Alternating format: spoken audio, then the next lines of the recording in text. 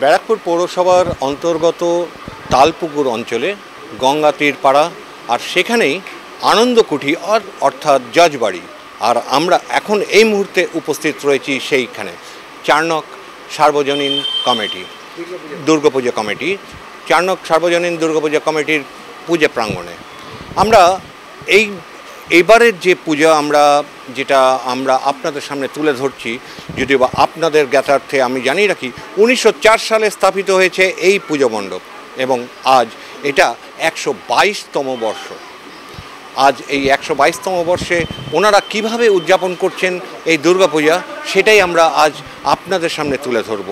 এখানে কমিটির সকলেই এখানে উপস্থিত থাকছেন, তাদের সাথেও কথা বলবো, আপনাদের সাথে জানিয়ে রাখবো যে তারা কি বলছেন, কি জানাতে চাইছেন এই পূজা কমিটির।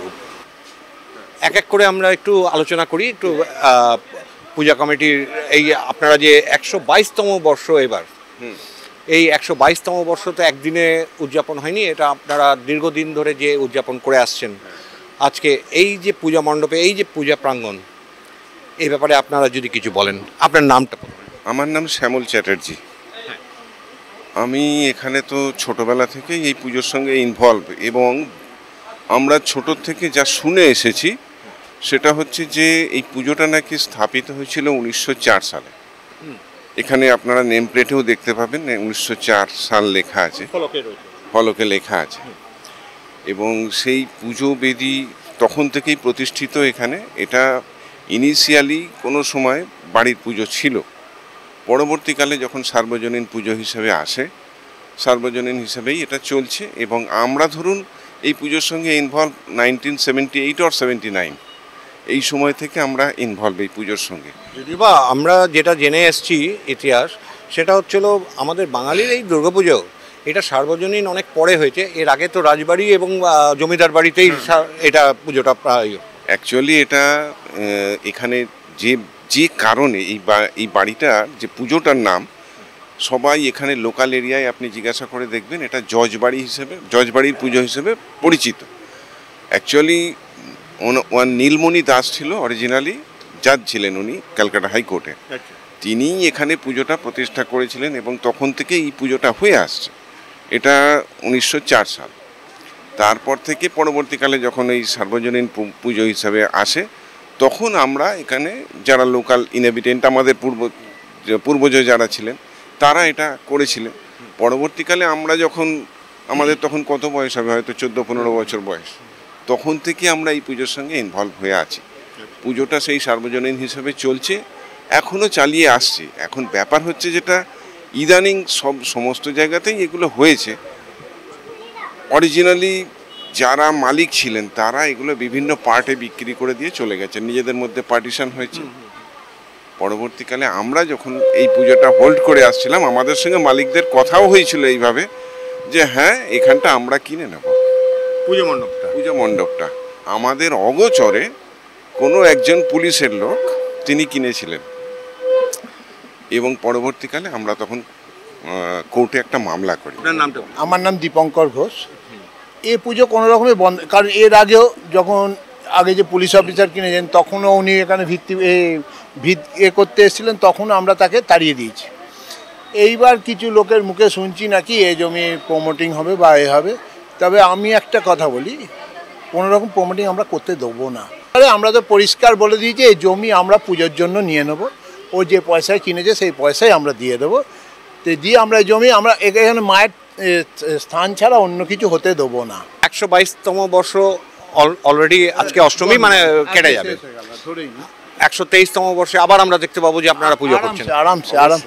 আরামসে দেখতে পাবেন। আমরা আশাবাদী যে হ্যাঁ, এই পুজো আমরা পরের বছরেও করব, তারপরেও করব, ভবিষ্যতের দিনগুলোতে যাতে এই পুজো চলে সেইটা আপনাদের সহযোগিতা। একটা পার্মানেন্ট সলিউশন দরকার। হ্যাঁ, পার্মানেন্ট সলিউশন আমরাও অন্বেষণ করছি, খুঁজে যাচ্ছি যে কিভাবে পার্মানেন্ট সলিউশন করা যায়। সেই জন্যেই আমরা কোর্টের দ্বারস্থ হয়েছি, যে বিভিন্ন রকমভাবে আমাদের উপর প্রেশার আসছে বলেই আমরা কোর্টের দ্বারস্থ হয়েছিলাম। এবং কোর্টের দ্বারস্থ হবার জন্য এখনও তো সেটার নিষ্পত্তি হয়নি, চলছে। আমাদের একটাই বক্তব্য যে হ্যাঁ, সেইটাকে সেই জায়গা পর্যন্ত যেতে দেয়া হোক, অন্তত গাজুয়ারি যাতে না হয়, চলতে দেওয়া হোক।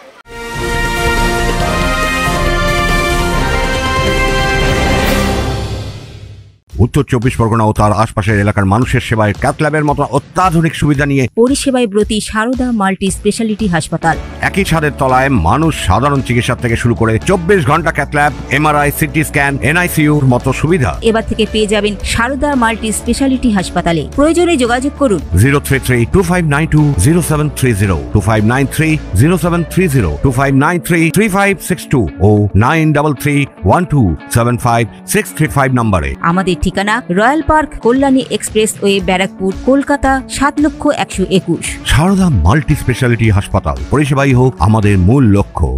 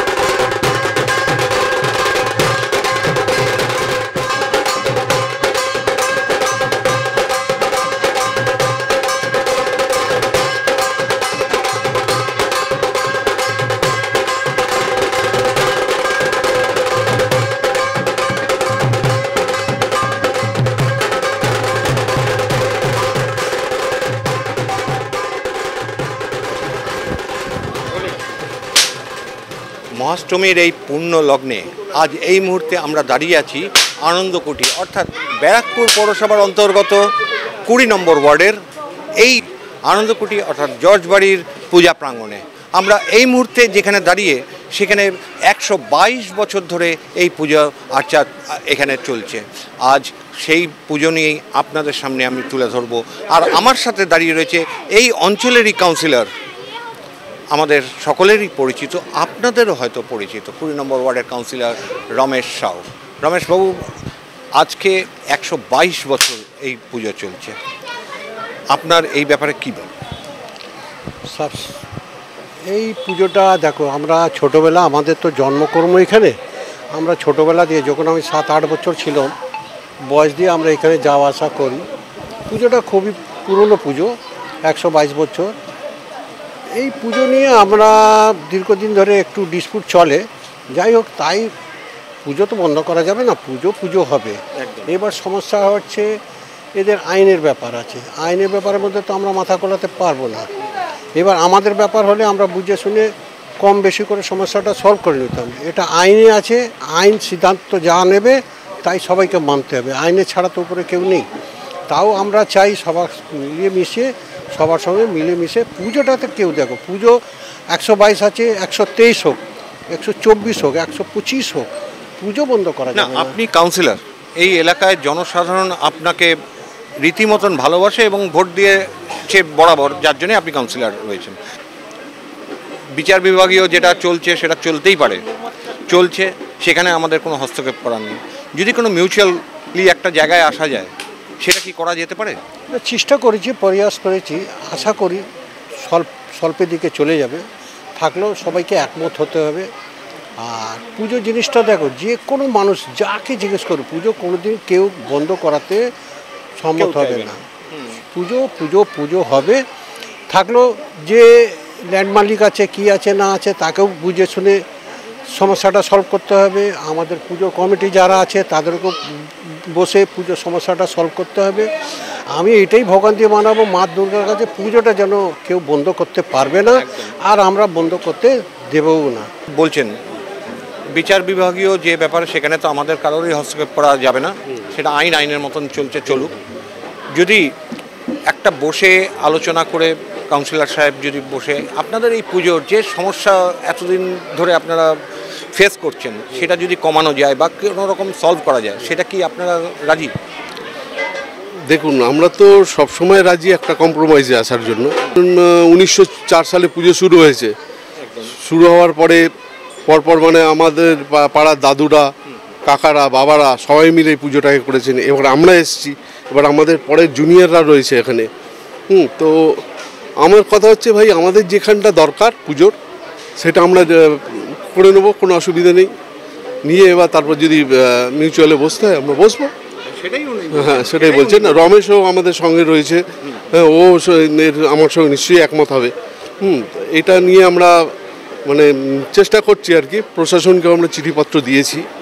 তো ইদানিংকালে একখানা কানাঘুষো শোনা যাচ্ছিল যে কালী পুজোর পর নাকি এখানে মানে ভাঙচুর শুরু হয়ে যাবে বা প্রোমোটারি স্টার্ট হবে। তো সেই জন্য আমরা পাড়াতে সবাইকে জানিয়েছি। পাড়া আতঙ্কিত এই ব্যাপারে বা আশঙ্কিত, যেটাই হ্যাঁ, আশঙ্কিত বলতে পারেন, আতঙ্কিত মোটেই না। কেননা আমরা পাড়ার সবার কাছ থেকে আমরা সিগনেচার কালেক্ট করেছি এবং প্রত্যেকে আমাদের অভিমত জানিয়েছেন যে কোনো কারণেই হোক আমাদের এই পুজোকে আটকাতেই হবে। পুজো যেরকম হচ্ছে সেরকম হবে। সুতরাং যদি কোনো বাইরের কোনো লোক এসে বলে যে না এটা আমি কিনে নিয়েছি, আমরা সেটা কখনোই মেনে নেব না। যদি সেটা সলভ করা যায় খুবই ভালো, ওয়েল অ্যান্ড গুড। তবে হ্যাঁ, আমাদের যেরকম পুজো এখানে হচ্ছে আমরা যতটা নিয়ে রয়েছি সেটা নিয়ে আমরা করব, কোনো অসুবিধা নেই।